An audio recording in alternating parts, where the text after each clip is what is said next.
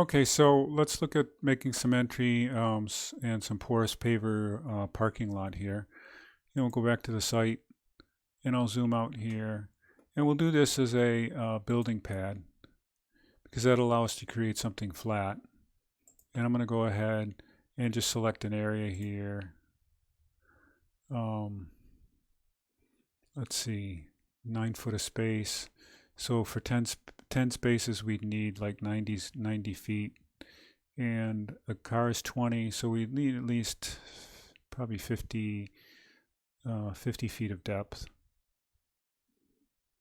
I'll leave it at 52 and 96. Okay, so that's our parking pad. It's at level 1. So it's already sticking up out of the grade. So maybe we'll actually make this whole thing just down 1 foot, negative. Whoops, didn't like that, did it? Let's try that again. -1. I'll leave that set. And now we've got a couple of other things going on here. We've got another. I might actually leave those as different dimensions. Let's just leave the parking pad for now. And we'll treat the other kind of like the entry to the building a little different. I'll pull that close and we'll click complete and we'll take a look at that. All right, so there's our level parking pad. Let's make an adjustment. It seems like it's got 2 surfaces to it. Oh, that's just the grass coming up to reach it. Let's see if we can take this down just a little bit more. Let's say 1 foot 6 inches.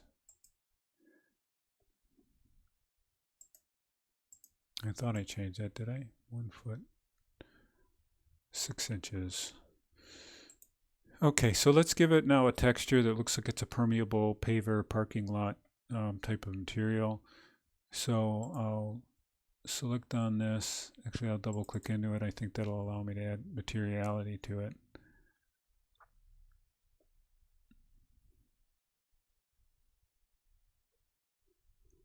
It doesn't add it there. So let me go to edit type of this and see if we can add a material.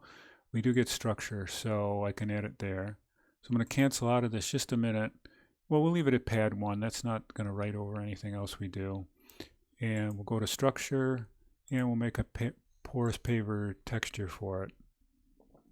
Now I'm going to make a new material and we'll call it pavers.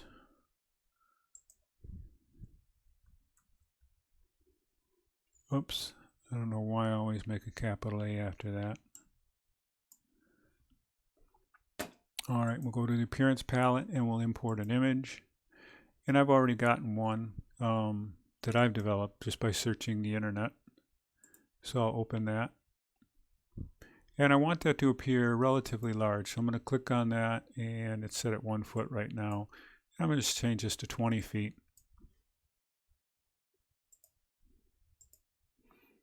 We'll apply that and say OK, and OK, and OK, and click out of editing this and turn it off. And there we have a paver texture for our parking lot. We still have to do some kind of a dealing with the fact that this is up a little bit above grade here. We'll come back to that. So now let's look at the entry condition at the building and do a little bit of work there. And in this case, I'm going to pave this so that it is a tapered surface. So the parking lot is relatively flat, but this area would be sloping down that foot or so that it needs to meet it. So we're going to deal with that as a subregion. So I'm going to go to our site view again, and I'm going to go ahead and grab the subregion. Actually, I'm not seeing through to the building well enough. I'm going to quit sketching here a minute and see if I can go to wireframe. That way I can see where the actual entry of the building is. And we'll create a little bit of a relationship to the door there. So excuse me for a second while I save that. And we'll start with drawing a line out. Let's come out 20 feet. I'll do the same thing on the other side.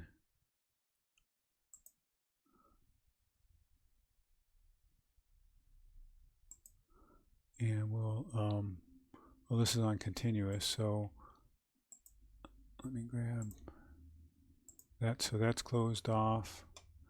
And now we have this idea what we're going to do between these two to connect them. I might just pull this out a little bit further.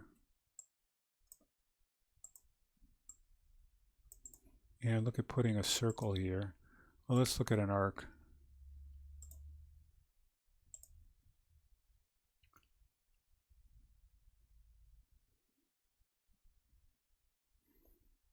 Yeah, so actually I'm going to stop that for a minute because it's way out too far. I'm going to pull these back again to 20. Sorry, I'm kind of thinking on the fly here. And now we'll put that arc back in again.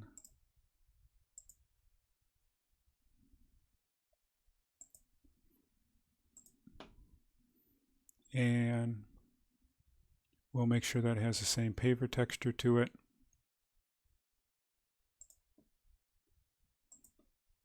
Click that complete. We'll take a look at that. And we can pull this, I think we can probably just pull the surface over so we get some kind of an intersection with it. Let's see what that looks like. Okay, so I'm not unhappy with that except for the fact that there's no connection between this surface and the other surface right now. There's a bit of a, probably a little